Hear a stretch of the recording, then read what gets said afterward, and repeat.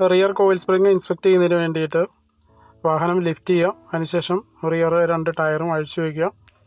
അതിനുശേഷം rear shock അബ്സോർബറിൻ്റെ സൈഡിൽ അടിയിലായിട്ട് 2 സൈഡിലും ജാക്കി വയ്ക്കുക.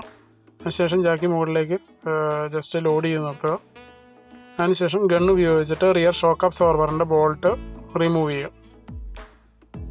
ആദ്യം നമ്മൾ റൈറ്റ് സൈഡ് റിമൂവ് ചെയ്യുകയാണ്.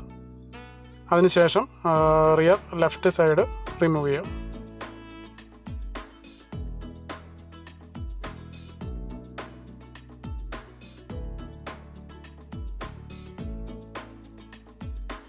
റിയർ ലെഫ്റ്റ് സൈഡ് റിമൂവ് ചെയ്യാം.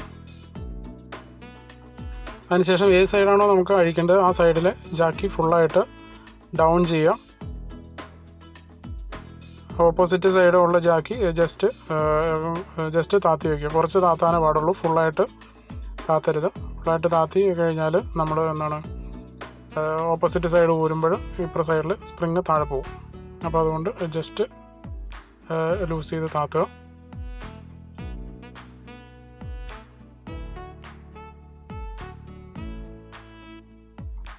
അതിനുശേഷം നമുക്ക് അഴിക്കേണ്ട സൈഡിലെ ജാക്കി ഫുള്ളായിട്ട് റിമൂവ് ചെയ്യാം. അതിനുശേഷം വീൽ ഡ്രമ്മിൽ പിടിച്ച് താഴേക്ക് താത്തിയിട്ട് സ്പ്രിങ് നമ്മൾ ഊരിയെടുക്കുക. സ്പ്രിങ് ഊരിയെടുക്കുമ്പോൾ അപ്പർ സീറ്റ് താഴെ പോകാതെ ശ്രദ്ധിക്കണം. അപ്പർ റബ്ബർ സീറ്റ് താഴെ പോകും. കോയിൽ സ്പ്രിങ് ഇൻസ്പെക്ട് ചെയ്യുക. കോയിൽ സ്പ്രിങ്ങിൽ ക്രാക്ക്, ഡാമേജ്, ഡിഫോർമേഷൻ എന്തെങ്കിലും ഉണ്ടോ എന്നുള്ളത് നോക്കുക.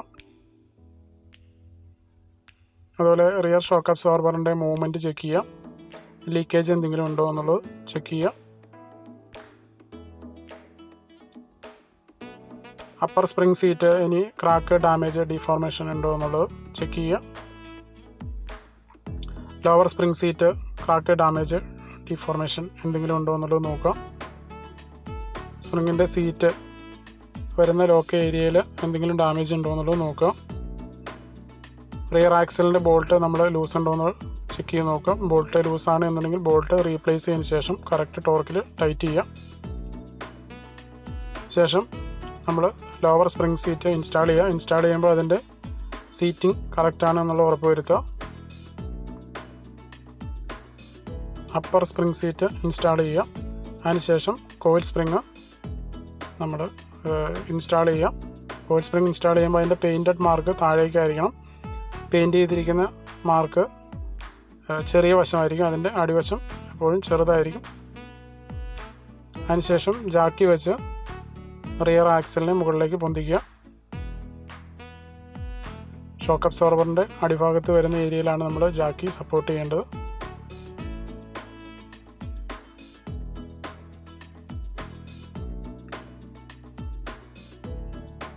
റിയർ ഷോക്ക് അബ്സോർബറിൻ്റെ ബോൾട്ട് പ്രീകോട്ടഡ് ബോൾട്ടാണ്, അത് നമ്മൾ റീയൂസ് ചെയ്യാൻ പാടില്ല. റിയർ ആക്സിലിൻ്റെ ബോൾട്ടും റിയർ ഷോക്ക് അബ്സോർബറിൻ്റെ ബോൾട്ടും നമ്മൾ റീപ്ലേസ് ചെയ്യണം.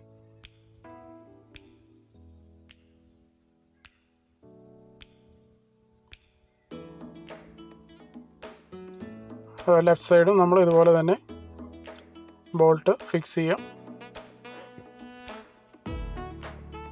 അതിനുശേഷം ഗൺ ഉപയോഗിച്ചിട്ട് 2 സൈഡും ബോൾട്ടിനെ നമ്മൾ അടുപ്പിക്കുക.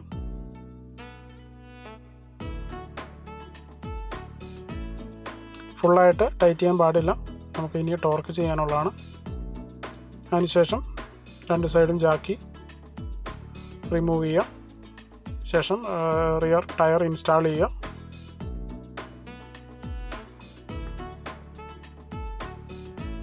അതിനുശേഷം വണ്ടി ലിഫ്റ്റ് ഡൗൺ ചെയ്ത് വണ്ടിയുടെ ഡിക്കി തുറന്ന് ഡിക്കിയുടെ ഉള്ളിൽ പിടിച്ചിട്ട് നമ്മൾ അപ്പ് ആൻഡ് ഡൗൺ മൂവ്മെൻറ്റ് ഒരു 3-4 പ്രാവശ്യം ചെയ്യാം.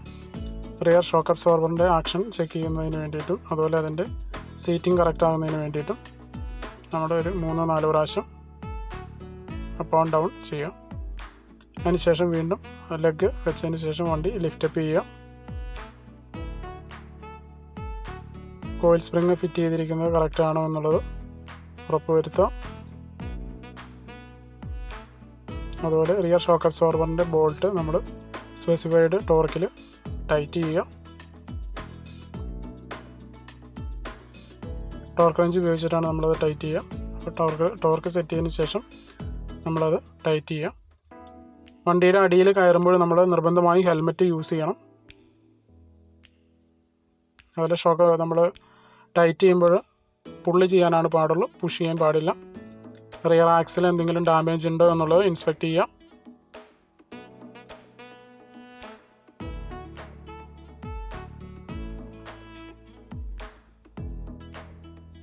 അതിനുശേഷം വണ്ടി ലിഫ്റ്റ് ഡൗൺ ചെയ്യാം.